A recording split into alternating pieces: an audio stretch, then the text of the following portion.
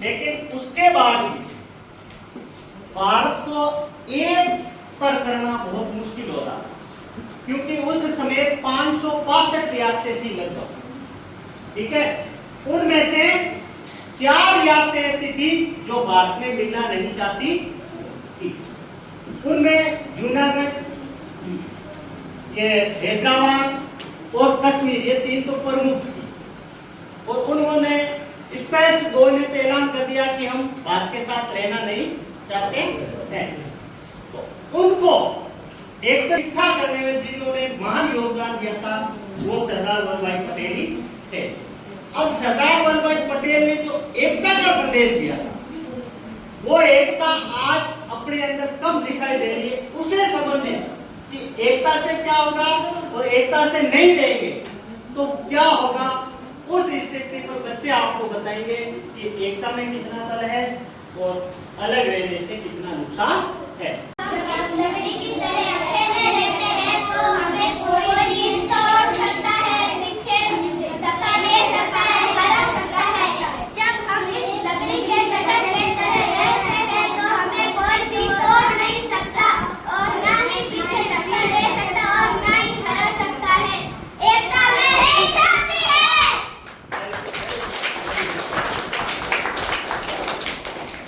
लड़कियां साथ थी, उसको नहीं बोलना।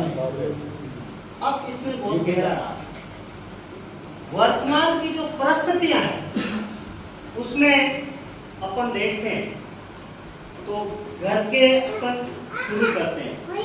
एक घर के अंदर अगर 2 भाई हैं तो वो दोनों भाई अगर अलग अलग रहेंगे तो एक को कोई बैग लाएगा, दूसरे को कोई बैग लाएगा, आपस में लड़ेंगे और जब उनको जरूरत पड़ेगी एकता की तब दोनों आपस में नहीं आएंगे तो लोग उनका फायदा होगा। क्लियर ये बात। फिर उसके बाद में परिवार पे चलते हैं, काका पापा, ये अगर एकजुट रहेंगे तो दूसरा वाला कहेंगे उस परिवार में एकता है, उसके सामने जाने से पहले 7 बार सोच लेना। ये होता है, आपको क्लियर पता है, लेकिन अपन उनसे भूल करके भाग रहे हैं अपने निजी स्वार्थ के लिए या अन्य लाभ के लिए।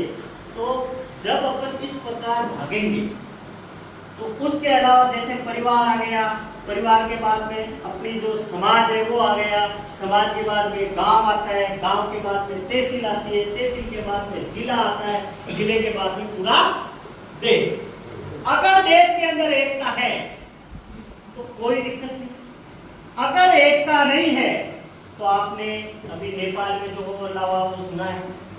तो इसलिए अपन को अपने परिवार से लेकर के ऊपर तक एकता स्थापित करने की अपन ने शपथ ली है। आज उसको आपको निभाना है, एकला नहीं चलना है। ये छोटे बच्चों ने आपको प्रयोग करके बताया, इसको आप विशेष ध्यान रखें।